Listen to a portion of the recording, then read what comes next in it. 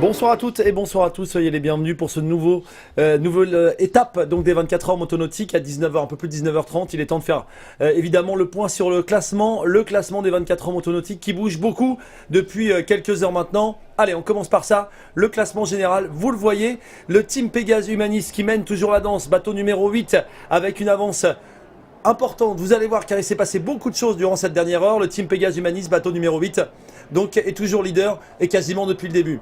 Le deuxième, le Drakkar numéro 2, on va en parler dans un instant. Vous allez voir qu'il s'est passé beaucoup de choses avec ce team Drakkar. Bateau numéro 2, et c'était le Starboat Normandie numéro 12, mais on l'a vu tout à l'heure, le Starboat Normandie, eh bien, s'est arrêté. Ça veut dire qu'il va y avoir beaucoup d'évolutions autour de ce classement. On va tout de suite vivre le direct avec nous, puisqu'on va voir les images donc, du team Drakkar, le team Drakkar qui est remonté. On va commencer par ces images, voilà, avec Philippe Chiapt. On va avoir ses réactions. Il est l'un des pilotes du team Drakkar.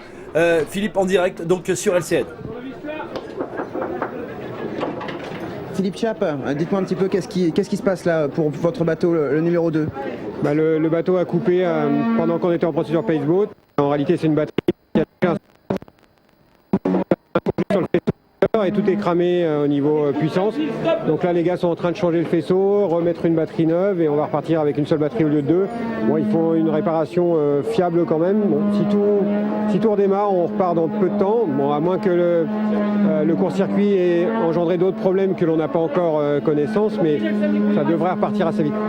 Vous restez confiant, souriant et pragmatique. Oui, je suis toujours prêt à Rouen à voir ce genre de choses et je suis assez fier de voir mes gars bosser comme ça parce que je vois la motivation qu'ils ont à nous remettre à l'eau rapidement et ça fait plaisir parce qu'ils sont prêts pour ça. Et bien évidemment, j'aurais préféré que le bateau tourne, mais bon, c'est quand même assez beau à voir. Les autres continuent à tourner, même si c'est sur Paceboat. Ça veut dire que là, vous êtes en train de vous prendre des tours et de perdre des places dans le classement général. Oui, on en avait déjà perdu ce matin, le bateau n'avait pas voulu démarrer, on n'avait pas trop de chance, mais on avait bien remonté, on pouvait jouer la gagne. Là, on repère des tours, effectivement, je ne sais pas trop s'ils sont encore en Paceboat ou pas, on verra bien. Si on reprend l'eau, on verra combien il nous en manque et s'il faut ou assurer une position plutôt d'attente ou si on peut encore attaquer et essayer de faire un résultat. Merci beaucoup. Voilà Philippe Chiapt qui vient, voilà, les réactions de Philippe, elles sont un petit peu plus positives qu'on a pu le voir tout à l'heure, parce que ça c'était, voilà, à l'instant c'est du direct. Il y a maintenant, une petite dizaine de minutes, on avait Nelson Morin et toujours Philippe Chiapt. Le bateau venait à peine de remonter, vous allez voir, les réactions n'étaient pas tout à fait les mêmes. Nelson Morin et Philippe Chiapt, donc du team Drakkar. Je ne sais pas. Le bateau est là, il est fermé, donc il se passe quelque chose dedans, mais on ne sait pas. C'est éteint.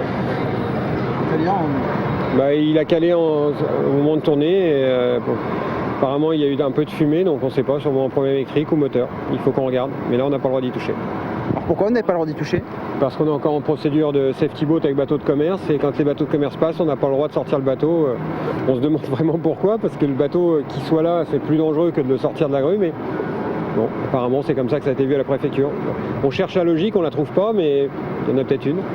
Vous êtes en très bonne position. Les tours, là, c'est des tours qui comptent, les tours qui comptent pas ? Là, oui, les tours comptent et notre position est en train de s'aggraver forcément. On était bien remonté, on avait une chance de rejouer la gagne. Bon, là, ça paraît compromis, surtout qu'on ne connaît pas encore la nature de la panne et on ne sait pas si c'est réparable, donc c'est peut-être terminé aussi, donc on verra bien. C'est le jeu. Je te remercie. C'était il y a quelques instants. Évidemment, on l'a vu dans les images en direct, il est beaucoup plus positif par rapport à tout ce qui a pu se passer. On a maintenant David Desmarais qui est juste toujours en bord de scène, en grande compagnie et en compagnie assez jeune, puisque je crois que ce sont les élèves du team Essigelec. Oui Régis, l'équipe Essigelec avec moyenne d'âge 23 ans pour l'équipe Essigelec. Je me trouve avec la seule fille d'ailleurs qui est dans cette équipe depuis 85, Amandine. Bonjour Amandine. Bonjour. Alors, un peu déçu forcément puisque la course s'est arrêtée pour vous. Déjà cette expérience, comment ça s'est passé pour vous ? C'est quand même des sensations nouvelles. C'est toute une organisation tout au long de l'année. Bon, c'est sûr qu'on est un peu déçus, mais on a quand même pu piloter chacun un petit peu notre temps. On a pu faire nos preuves, on a pu s'entraîner, et puis comme ça, pour l'année prochaine, on est rodés. Alors, nous, on n'est pas en coulisses. Comment ça se passe toute l'année ? Vous préparez le bateau ? Alors toute l'année, d'abord, ça passe par le démarchage de sponsors qui nous permet de pouvoir participer à la course. Ça nous revient quand même 20 000 €. On n'est qu'une équipe étudiante, donc on n'a pas du tout le même budget que les autres équipes. Et une fois qu'on a trouvé les sponsors, tout ça, on peut déjà commencer à commencer à préparer le bateau, tout ça, avec notre mécano Alain, qui est bénévole d'ailleurs. Alors Régis, vous le savez, hein, pour faire partie de cette course, les Sigelec doit utiliser le pilote confirmé de l'an dernier. Je suis avec Jordan. Alors l'an dernier, et puis cette année, comment ça s'est passé ? L'an dernier, ça s'est plutôt bien passé, malgré une course qui avait été réduite à 12 heures. On avait réussi à finir 3e. Et cette année, une course plus longue, donc forcément plus de risques et plus de casse. Et c'est les risques qu'on a eu, dont on a subi les conséquences aujourd'hui. Bon, dans l'ensemble, ça s'est bien passé cette deuxième participation ? Oui, ça s'est plutôt bien passé. J'étais assez content du bateau et des nouveaux pilotes qui ont vraiment bien piloté et qui ont fait leurs preuves. Et je leur souhaite tout le bonheur pour l'an prochain, quoi. Et puis Christophe, hein, qui se trouvait dans le bateau au moment où... Alors qu'est-ce qui s'est passé ? C'est à la remontée à Villetard, ça a secoué, puis ce coup-ci j'ai cru que ça secouait moins au début et j'ai pris une vague et une deuxième que j'ai pas bien contrôlée et le bateau a piqué directement sous l'eau et ça a été la casse. J'ai pas réussi à redémarrer, j'ai dû me faire remorquer et gruter donc suite à cette casse on ne pourra pas continuer et finir la course, ce qu'on aurait souhaité, mais... C'est un peu la déception ? C'est un peu la déception parce que c'est ma faute, c'est moi qui pilotais et c'est toute une équipe, on s'est battu toute une année et c'est aussi à eux que je prive la fin de la course et je le regrette énormément, ça m'embarrasse beaucoup. Ouais. Voilà ce qu'on pouvait dire, Régis, sur cette jeune équipe de l'ES Sigelec. Voilà, il y a une déception, pourtant c'est vrai que c'est une équipe qui a l'habitude de gagner, hein. C'est vrai qu'il y a la culture de la gagne chez les Sigelec, mais cette année ça n'a pas fonctionné. Merci beaucoup David, profitez du plan d'eau et voilà, remercier sincèrement donc l'équipe des Sigelec malgré l'arrêt de la course pour leur bateau. Merci beaucoup David. Merci Régis. Voilà, David qu'on va retrouver tout à l'heure. Donc on rappelle les Sigelec, donc c'est une école qui se trouve dans l'agglomération de Rouen et qui chaque année donc a un projet, ce que nous expliquait donc une des pilotes. La déception elle est forcément grande pour ces 24 heures. On va faire le point ensemble de tout ce qui s'est passé un petit peu. On va vous redonner les classements tout de suite, mais sur les autres catégories, on vous a préparé ça. On a vu tout à l'heure le Scratch, on y reviendra tout à l'heure, mais on a le classement donc sur la catégorie 2, la classe 2, donc avec des moteurs un petit peu moins puissants tout de suite. Alors la classe 2, le DI Inshore Passion et Neptune Inshore et DI Inshore Passion, on est vraiment sur les mêmes team depuis le début de la course. DI Inshore, donc il y a le papa, DI Inshore Passion, il y a le fils, et donc vraiment il y a une bagarre, et puis Neptune qui se place ou en premier, ou en deuxième, ou en troisième. Il y a vraiment un résultat très très serré qui peut évidemment amener à ce que tout change. Et puis en classe 1, donc dans la classe justement de l'ES Sigelec dont on parlait tout à l'heure, eh bien, c'est le bateau numéro 77, c'est toujours lui qui mène la danse, bateau numéro 77.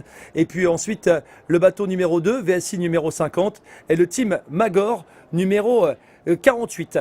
Voilà un petit peu pour les éléments, voilà ce que l'on pouvait dire sur ces 24 heures motonautiques pour cette fois-ci. Mais Philippe Siap, tout à l'heure, un des pilotes du team Drakkar, expliquait qu'il y avait les péniches. On va voir quelques images. Alors évidemment, c'est pas la course de péniches qu'on peut retrouver autour du Lacroix, vous l'imaginez bien, mais ces péniches sont des bateaux de commerce. La Seine est un fleuve de commerce. Il y a donc du commerce entre Paris, Rouen et Le Havre, et forcément on est à Rouen, donc les péniches passent, c'est l'obligation puisque c'est une autoroute, quasiment autoroute fluviale, on est sur les voies navigables françaises d'ailleurs sur ce coup-là, donc les péniches doivent passer. La préfecture, après les incidents d'il y a 2 ans, a déterminé que lorsqu'une péniche passe, évidemment, eh bien les bateaux, premièrement, ne peuvent pas être remontés, on le disait tout à l'heure. Deuxièmement, donc, eh bien les bateaux doivent être encadrés, donc tout simplement. Et pendant donc ces passages de péniche, les bateaux vont moins vite. Ce qui fait que ça peut être intéressant pour le bateau, en l'occurrence numéro 2, on en parlait tout à l'heure, voilà, juste il s'est passé à ce moment-là,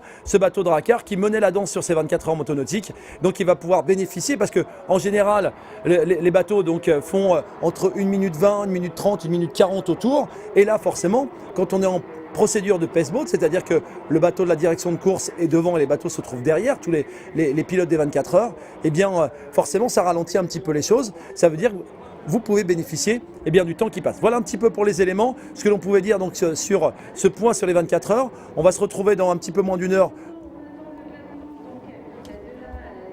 Dans moins d'une heure, donc pour les éléments qu'on a pu avoir. Voilà ce qu'on pouvait vous dire tout de suite.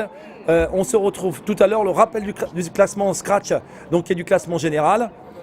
On va retrouver ça tout de suite et puis après on va clôturer pour cette nouvelle session. Voilà, le classement général, je vous le disais tout à l'heure, avant le passage donc, de la remontée du bateau numéro 2, le Team Pegasus Humanis, bateau numéro 8, mène la danse. Ensuite vous avez le bateau 2, bateau Drakkar, Dossard numéro 2 et le Starboat Normandie. Mais on sait que Starboat Normandie, avant le classement, est remonté et a arrêté sa course. Voilà un petit peu pour les éléments. On se retrouve tout à l'heure pour un nouveau point sur la course et vous allez voir qu'il se passe beaucoup de choses. À tout à l'heure, aux alentours de 20h30 pour le dernier point course de la journée.